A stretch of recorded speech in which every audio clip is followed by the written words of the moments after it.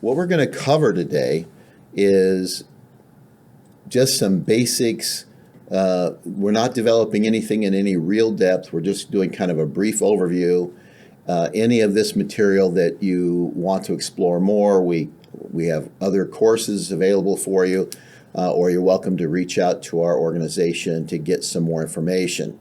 But what we will cover today is the impact or the long-term effects of trauma on child behavior. We're going to talk a little bit about the symptoms people will see, and have you understand that the symptoms are biologically predictable, biologically appropriate responses. Are they annoying? Yes. Are they difficult to tolerate? Absolutely. But they are not wrong and they're not bad. They are biologically predictable. Next, we're going to look at, how to deal with those challenging behaviors and how the symptoms that we are biologically predictable often lead to challenging behaviors. Next, we're going to look at why parenting fails, and that often that's because we are forgetting that children respond to environments rather than instruction. And particularly children that are in states of arousal are more reliant on the environment than, say, someone that has a relatively stable environment. So that becomes problematic. And then last, we're going to do some discussion about what happens when the adults in these environments are overwhelmed, and talk about some of the attributes of overwhelmed adults. So that's what we're going to cover. And I want to start with kind of laying out some myths.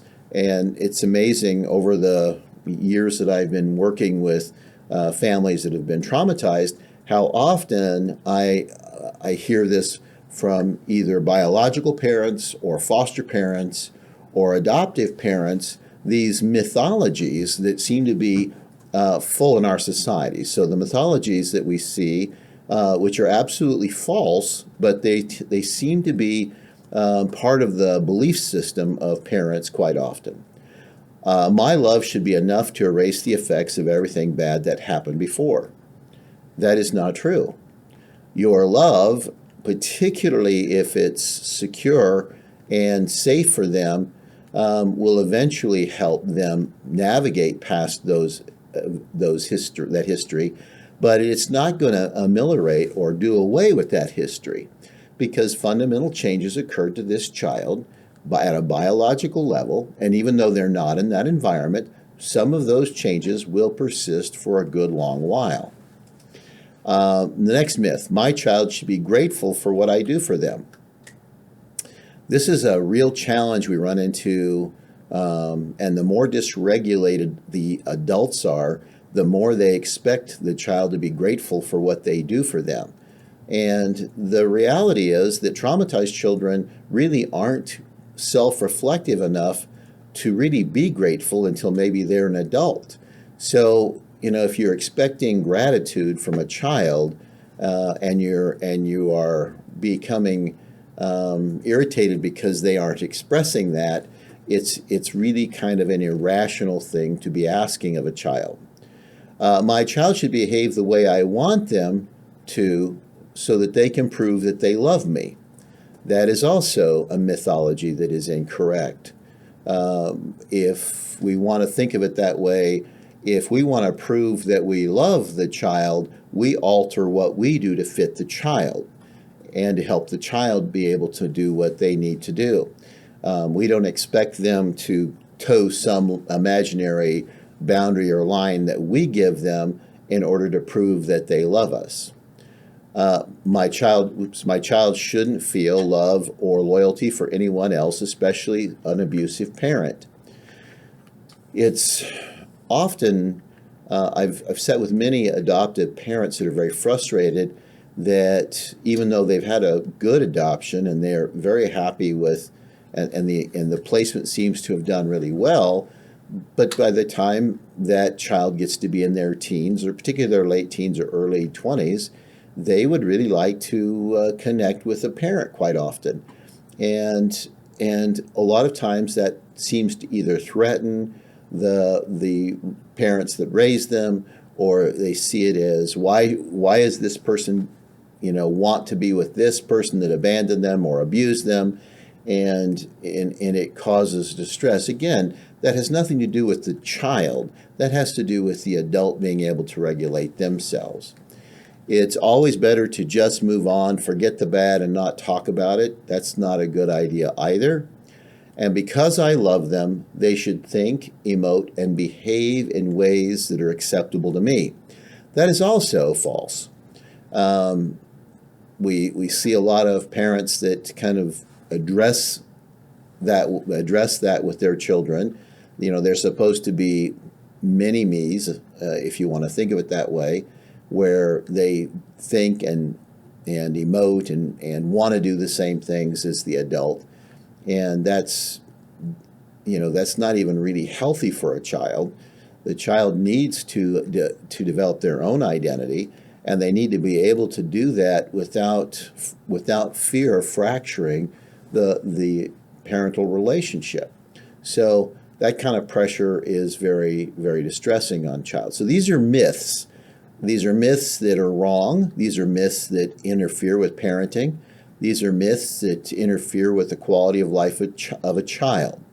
And we need to make sure that we are eliminating these if we're going to parent a child that has experienced a trauma history. So when we start talking about trauma, we're talking about a physical event of some kind that happened. We're also talking about pervasive toxic stress in the environment or repetitive adversity. So it's not just a big bad thing that happens. It is a lifestyle that can do it. You don't have to have a big bad thing to generate trauma symptoms, because trauma symptoms really don't have much to do with the event. They have more to do with what the body is moving into, that arousal. So trauma symptoms can come in many different situations. Certainly physical and sexual abuse, physical and emotional neglect are clearly causes for trauma, and almost everybody, they see those and they say, yep, that's bad, that's really bad, and they acknowledge that. But what they tend to minimize is that equally traumatic to physical and sexual abuse is family dysfunction. Trauma is also embedded in the caregiving environment that is stressful and dysfunctional, as well as parental exposure to alcohol and drugs.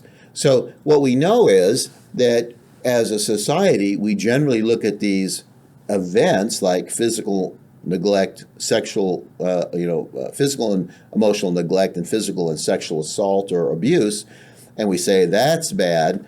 But when we start looking at what else creates these symptoms, it often has to do with more or less how the structure of the home environment is built.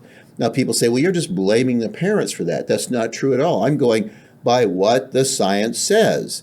We're not blaming, it is just the reality. The environment that creates an optimal living for children is one where the adults are well regulated and have a very kind of well thought out process of doing this parenting piece.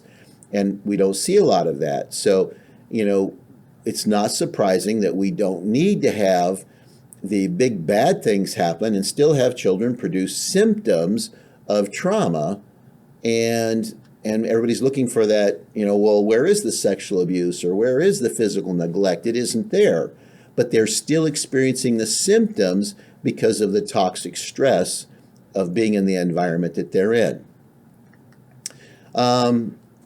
Additionally, exposure to trauma, toxic stress, and adversity have the effect of changing the brain and nervous system. And particularly for children, this is important to understand. In the first several years of life, a child's mind is building more than 1 million new neural connections a second. That they're building their entire mental architecture. They're building the entire kind of infrastructure of how their brain and nervous system is going to work.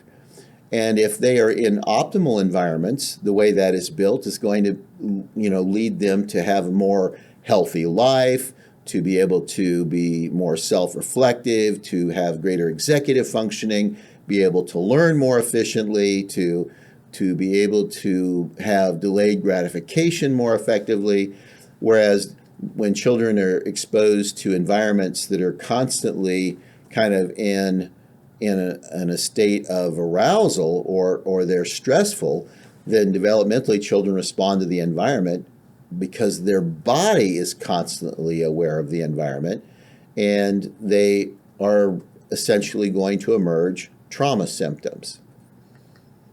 So this is a video that does a really good job of kind of laying out that brain architecture, and I want to let you see it and think about, it's a very brief little, I think it's like 2.5, 3 minutes. It is very well done. It's one of the videos done by the Harvard Center for the Developing Child, which is one of the premier institutions on not only research of child trauma, but how do we help children be successful. And so let me turn this on for you, and we'll talk about it a little bit after it's over.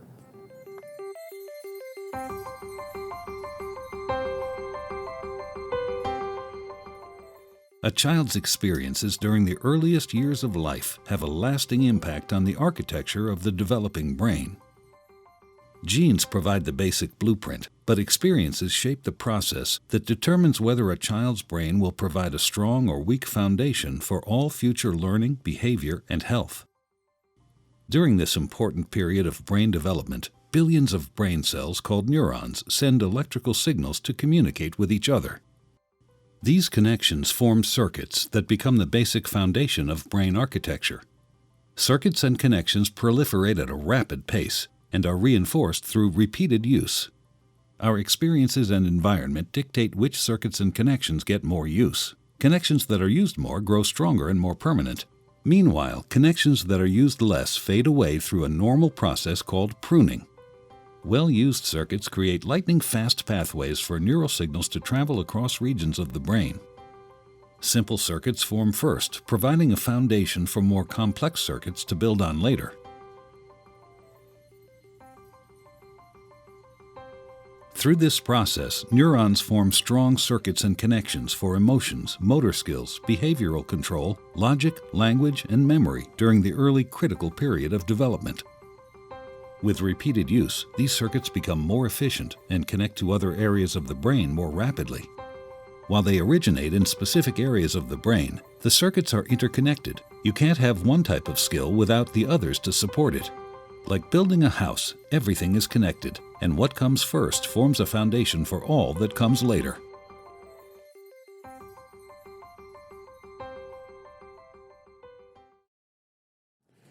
So I hope you enjoyed that little video. And again, the architecture for how we live the rest of our life is primarily built in those early years. Now, can we build new neural pathways? Absolutely. Are we constantly building new neural pathways? That's also absolutely true.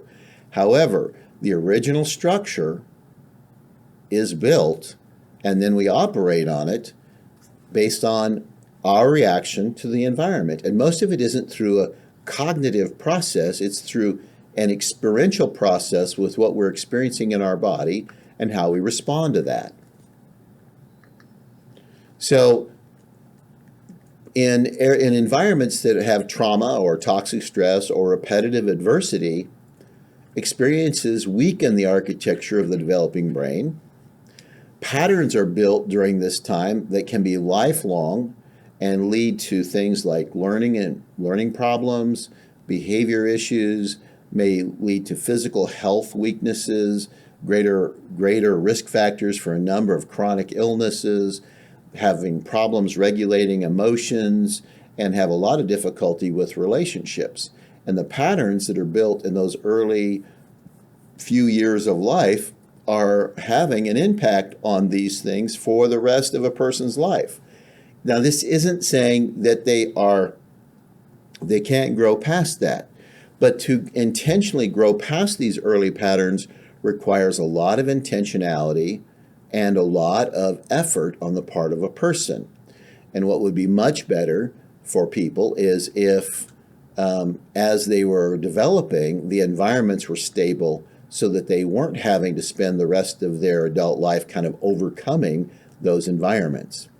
Interactions between the environment and our physiology also shape the genes in our system and what's expressed, and not only in our, how we develop, but also in how the brain and nervous system develops. So why is this a problem for us? The research has shown that that trauma changes the structure of the child's brain. And in fact, children's brains are more susceptible to damage that is relatively permanent damage if they are raised in traumatic, toxic stress and repetitive adversity. So if you are in a position of a parent that has one of these children in your home, and they have these patterns of responding, a lot of the patterns of responding that you're going to have exposure to are going to be rather irritating and quite often feel overwhelming, because you're expecting them to behave differently because they are no longer in the environment that they're in. And eventually that will happen. However, the environment has to be stable for some time before they can make that transition to learn new pathways. The moment they are in stress, their body goes back to what's the familiar pathway, and they bring it forward. That is not specifically a child thing. That is just a human thing. I remember as a youth, teenager mostly, hearing people say things to me in moments of irritation, and I found them offensive or hurtful, and I promised myself that I would never say those to a child of mine. But when I was stressed, what did I say? Were things that I hated hearing, that weren't true, that were offensive, and they come right out of my mouth. Why does that happen? Because in moments of stress, we move out of our ability to be reflective and self-evaluating, and we go back to those early patterns that are built, and we bring them forward. So when you have a child that has been exposed to all of these patterns that are fairly distressing, the moment they feel stressed, they're going to go back to those patterns, even if they're in a wonderfully warm, new environment. So expecting them to behave differently than the patterns that they have developed is problematic if you're taking custody of one of these children, or you have them in your home. So let me kind of go through some of the symptoms you should see if a child has had a history of trauma, toxic stress, or adversity. Some of the symptoms you should see of this are, and these are completely biologically correct. You are not mentally ill. You do not have a behavior problem because you're seeing these. The natural consequences of having the nervous system and the brain and the body sensitivity to stress happen is you're going to have more depression, a lot of sadness, a lot of anxiety, a lot of reactivity. When I say reactivity, I mean, if you were to look at this as one of those things at the fair that you hit and you're trying to ring the bell, a lot of times all we really need is like a 10 on that scale to really deal with it. And even little things, these kids are blowing the top of that thing off. And so but for them, it's not anger, it's not aggressiveness, it's protectiveness. And as long as we can see it for what it is, we're able to deal with it more effectively. Is it annoying? Yes. Is it irritating? You bet. Is it disruptive? Of course it is. But it is not wrong, and it's not bad behavior. It's biologically correct behavior. They're going to have difficulty being still. They're going to have a lot of frenetic attention. In other words, they will look at this and look at this and look at this and look at this and look at that and look at this other thing. And because part of being in an aroused state is you've got to focus on the environment and what's happening in the environment, because you're not currently safe. Well, if you're not currently safe, you don't have the wherewithal to learn something new. you're sitting in a classroom, you don't feel safe there, your arousal system kicks in, and you can't focus on what's going on in the room. That isn't something wrong with the kid. That is that the adult in charge of that classroom hasn't taken the extra step to help this classroom calm down and have the people feel safe in this environment. When it's very likely that they'll hide or shut down or avoid things that are overwhelming to them. They're going to withdraw and disengage from the relationship because it feels unsafe to them. They're going to be impulsive. They're going to be irrational. They're going to do a lot of daydreaming. They're going to do a lot of protective and defensive responses when the adults don't think they're necessary, or when the adults find them annoying. And again, they're not going to be very self-reflective or self-evaluating. These things are not bad behavior. Let me say that one more time. These are not bad behavior. These are completely biologically predictable and correct responses when a child's system has been overwhelmed by trauma, toxic stress, and repetitive adversity. Biologically correct responses are seen as bad by a lot of parents. So these symptoms that I just went through, they create some outcomes. They're going to have difficulty handling transitions. In other words, if you want a child that's had a trauma history to move easily through their day, what you have to do is prepare them to make a change or a shift. You just don't bring it on them. There's no spontaneity in their world where they would feel safe. Let me just say that again. Very, very little would be tolerable for children raised with trauma, toxic stress, and adversity in the way of spontaneity, because spontaneity is almost anathema to predictability, and predictability is necessary for safety. So they're going to have difficulty making a transition or shifting their mind from one activity or mindset to another. They're going to have difficulty doing things in a logical sequence or some kind of prescribed order because they have difficulty focusing and prioritizing. Because in their worldview, what is the top of this list of things they must do is they must be safe, they must survive, they must get through this moment. And you're expecting them to put that aside because you don't think they need it, and to be logical and to go through things and solve this in a rational way. That can't happen. Not because they don't want to, not because it's bad behavior, but because their own biology is interfering with them being able to do it. They're often going to have a poor sense of time. You may ask somebody, well, how long ago did you start this? I don't know. And you get frustrated because you want to know, well, is it 5 minutes? Is it 10 minutes? Is it 20 minutes? Have you been there a half hour? And they really can't tell you. That is not them being uncooperative. Children with trauma histories often don't have a good sense of time. Sometimes they do have the opposite, where they have a really good sense of time. And if they do, then any comment by the parent to say, well, I'll be there in just a minute, and the parent is gone 5 minutes, now the child is aroused and upset because the parent lied to them. So, it's one of those things where it's kind of extreme either way. Difficulty reflecting on multiple thoughts or ideas simultaneously. They're going to have difficulty considering the likelihood of outcomes or consequences of actions. In other words, we're going to see their behavior as impulsive because they're not in the right frame of mind because of what's going on in their biology.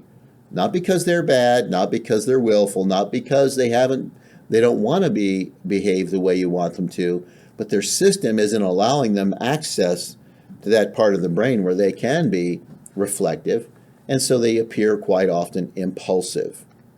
They're going to have difficulty considering a range of solutions. They're probably going to grab the first one and go with it. Even if it doesn't work, they're more likely to do it again. Now, you see that and you get irritated at it, but we as human beings do that all the time. How many of us have lost our keys? And how many times do you look in the same place before you calm down and really, well, where else could it be? I've checked the same drawer 3 or 4 times when I really was in a hurry and had a lot of stress, and I couldn't think of anything but the places I was checking. That's just normal human behavior. However, when a child has been raised in that kind of stressful environment, then what they've been trained to do is just grab the most apparent, quickest solution to deal with a problem. They're going to have difficulty managing emotional responses to frustration in order to think rationally. They're going to have difficulty deviating from routine because, again, routine and predictability are safety. When you have something that breaks the routine, that makes them feel unsafe, and so that's problematic. They're going to have difficulty accurately interpreting social cues quite often. They're going to have difficulty appreciating how they are coming across. They don't realize that they are being belligerent or rude or too loud or that they're being too aggressive. They don't even realize it because they're not doing self-reflection. Because when their body's moved into this kind of an arousal system, the hormones and biochemicals being released by our own nervous system interfere with people being able to do that. They're going to have difficulty not arguing things with you. Their range of understanding may be relatively narrow, and because of that, when we start pushing them past that, they'll argue with you because they don't understand. But I see adults do the same thing day in and day out. If the adult doesn't really understand and somebody's offering an idea that they aren't familiar with, how often have you seen adults argue the point rather than really thinking about it and adapting? Difficulty being cooperative and compliant, difficulty seeing the value or worth in themselves. They often don't see that they have much value. Difficulty attaching to adults or authority figures, and they tend to test relationships constantly to see if they're safe and dependable. So these are very common behaviors that you're going to see. You may not see all of them, hopefully, but you may see a good number of them with any child that has a history of trauma, toxic stress, or adversity.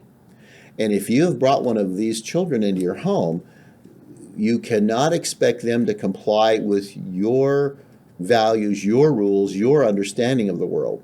You have to be able to adapt what you do to fit that child.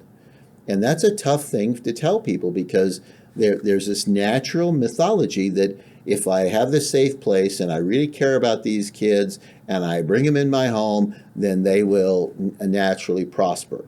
And the reality is they're not going to naturally prosper. That requires a lot more intentionality on the part of the adult. So why are these early life experiences so difficult and so challenging for the kid to get past? Part of it has to do with, like we mentioned earlier, is the building of the brain architecture and how that plays out. So I want to show you a brief video, and this is a video of the neurostructure being built. Excuse me. And I think you'll find it very interesting.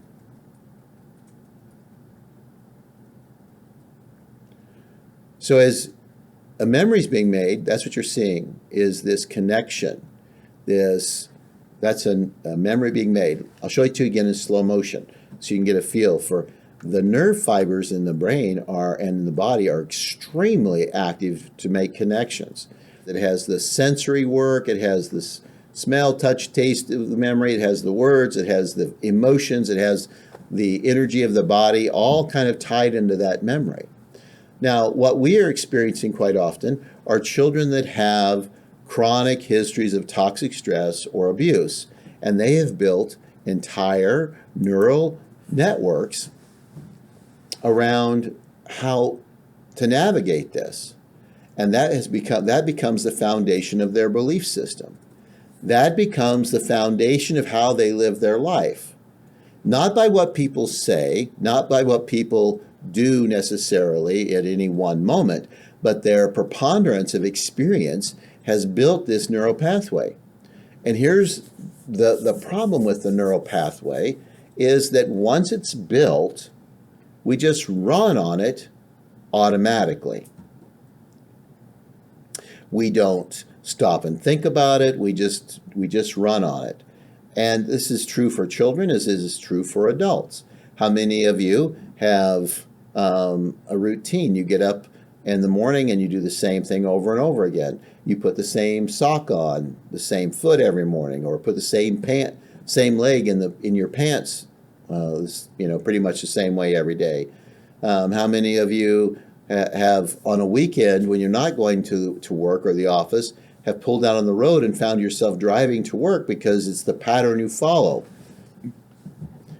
Once patterns are built in these neural pathways, we tend to run on them automatically, and it does not matter. I want you to think about this. How many times have you gotten in your car and left work and pulled into your driveway at home and not remembered the trip?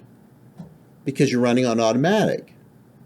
Now, if something interrupts that, you get really irritated. Let's say you're heading home and there's a big water main break and you have to go several miles or blocks out of your way.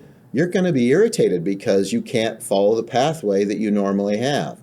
So these children raised in environments of trauma, toxic stress, and adversity have built neural pathways that tell them how to deal with the world. And simply because they've been brought into your home or your environment doesn't change these. We have to build new ones, and it takes time. Generally, children by the age of 3 have at least 4 well-developed patterns. Those patterns fall into relational patterns, how to relate to other people, emoting patterns, how do you manage your emotions, cognitive patterns, how do you think, and physical patterns, how do you use your body. And these are in place, and they're running like crazy, and they're built early in life, and once they're built, we just run on them.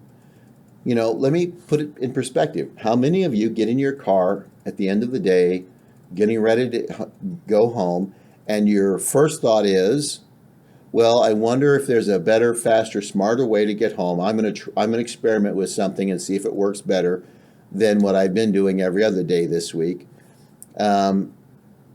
Because that's not what we do. We get into a pattern and we just run on it. And what we're often asking children to do, which is incredibly unfair, is we're asking them not to follow the patterns. Look, I don't like what you're doing, so do it the way I want you to. Otherwise, you're a bad kid, or you're going to be in trouble, or you're going to be punished. And the reality is they're running on the patterns that are familiar. In order for them to repattern, they have to be able to stay safe and be connected relationally for a period of time. And that period of time is going to be, different for each kid based on what their history is. But it's not unusual if it would take months for them to really develop a new pattern around something. So don't be surprised if you're raising a child that has this kind of history, that they have these patterns built before they ever come to you, and their natural tendency is to use the patterns. So some of the patterns in people raised with early life histories of trauma, toxic stress, and adversity are fear of trusting people, yet they really desire to have a connection with people. They often feel lonely. Even in a room full of people, they feel lonely. They feel isolated. They often have difficulty regulating their emotions. They have memory and emotional flashbacks. They have a lot of hypervigilance. They have difficulty with faith and hope because, it's a scary thing. If I believe that this is going to be different and it's not, I'm so disappointed. I can't stand that. It's better not to believe that it can happen at all. They have unmet needs that drive behavior. They have intense shame. A lot of times they do self-blaming. They lack personal worthiness. Often they get dissociated because their body can't manage the stressful feelings they're having. And they have a lot of anxiety without specific, obvious reasons. So these are patterns that are formed early in life, and they're fairly persistent. Now, if you've got this pattern going on and you move into a different environment, that pattern doesn't go away simply because you're in a new environment. let me make sure that I'm really clear about this. These patterns are flesh and blood structures in your nervous system. And they do not change simply because we're in a different place. It takes time, and it takes safety, and it takes relationship to begin the process of rebuilding new patterns. So once a pattern is built, it becomes what we call a non-conscious process, where it occurs without us giving it any conscious thought at all. There's no decision making. It's just automatic behavior. Even when new patterns are built, earlier or more primitive patterns are still available and will come forward whenever the body is experiencing stress. It requires a great amount of attention and focus to build new patterns, and becomes more difficult when we are distracted, dysregulated, or fail to maintain focus and attention. Change is difficult because it requires on-purpose, intentional focus. Now remember, what's the problem with that with this child? If this child's system is constantly in the state of arousal, they cannot be on purpose and intentional. And so expecting them to think through what they're doing and act that way without you designing an environment to support it is kind of irrational. So these patterns built in a toxic stress environment interfere with self-regulation and being able to use an integrated brain and nervous system. Person and environment interaction builds what we call implicit or procedural memory, which is tough to overcome. Now, in this next video that I'm going to show you, it's actually an engineer talking about this process, but he's talking about it from a different perspective. But I really like it because it illustrates exactly what we're talking about, and I think it can be very beneficial for you. It's part of Dustin Sandler's Smarter Every Day, and so let's go ahead and show that to you. I think it's very illustrative. Hey, it's me, Destin. Welcome back to Smarter Every Day. You've heard people say it's just like riding a bike, meaning it's really easy and you can't forget how to do it, right? But I did something. I did something that damaged my mind. It happened on the streets of Amsterdam, and I got really scared, honestly. I can't ride a bike like you can anymore. Before I show you the video of what happened, I need to tell you the backstory. Like many 6-year-olds with a MacGyver mullet, I learned how to ride a bike when I was really young. I had learned a life skill and I was really proud of it. Everything changed though when my friend Barney called me 25 years later. Where I work, the welders are geniuses and they like to play jokes on the engineers. He had a challenge for me. He had built a special bicycle and he wanted me to try to ride it. He had only changed one thing. When you turn the handlebar to the left, the wheel goes to the right. When you turn it to the right, the wheel goes to the left. I thought this would be easy, so I hopped on the bike ready to demonstrate how quickly I could conquer this. And here he is, ladies and gentlemen, Mr. Destin Sandler. First attempt riding the bicycle. All right. So the faster I go, the better. Yeah. I couldn't do it. You can see that I'm laughing, but I'm actually really frustrated. In this moment, I had a really deep revelation. My thinking was in a rut. This bike revealed a very deep truth to me. I had the knowledge of how to operate the bike, but I did not have the understanding. Therefore, knowledge is not understanding. Look, I know what you're probably thinking. Destin's probably just an uncoordinated engineer and can't do it. But that's not the case at all. The algorithm that's associated with riding a bike in your brain is just that complicated. Think about it. Downwards force on the pedals, leaning your whole body, pulling and pushing the handlebars, gyroscopic precession in the wheels, every single force is part of this algorithm. And if you change any one part, it affects the entire control system.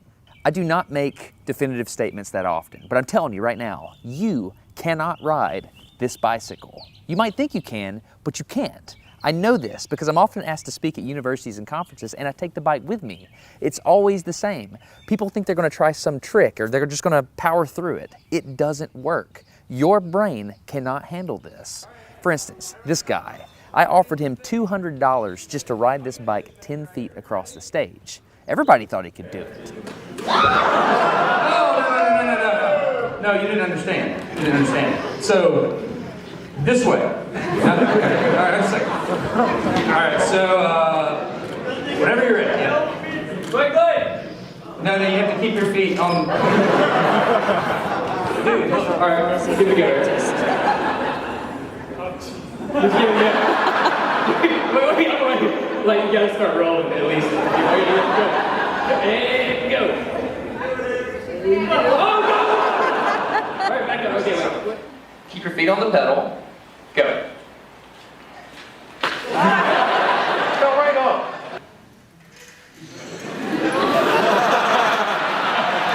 Just keep your feet on the pedals. Handles on. Yeah, come on. All right, one more time. Okay. Once you have a rigid way of thinking in your head, sometimes you cannot change that, even if you want to.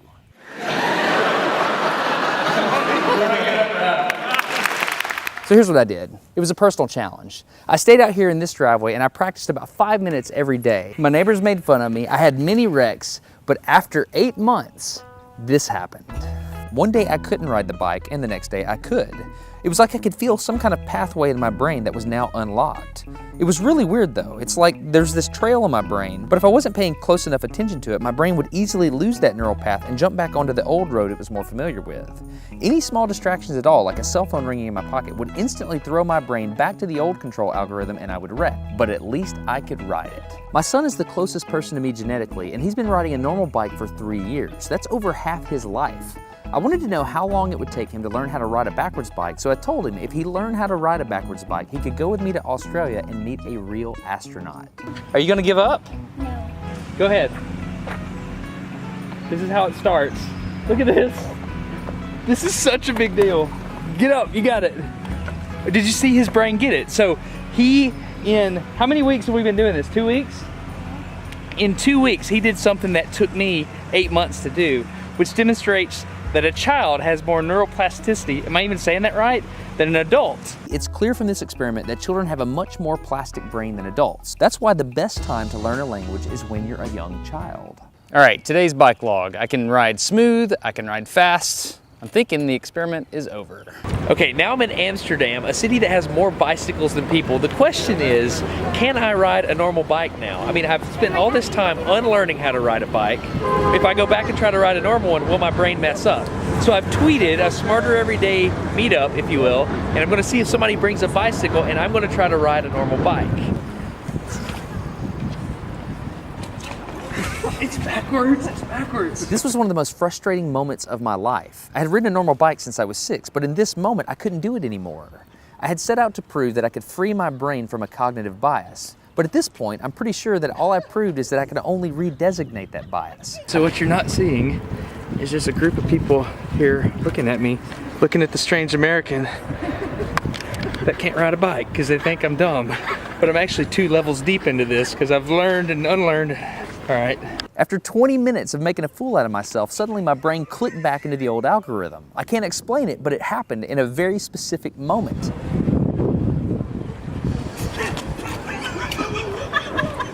I got it. I'm back. Oh, it clicked. Hold on, it clicked. I got it. Okay, there it is. There was the moment. Okay, I can ride a bike.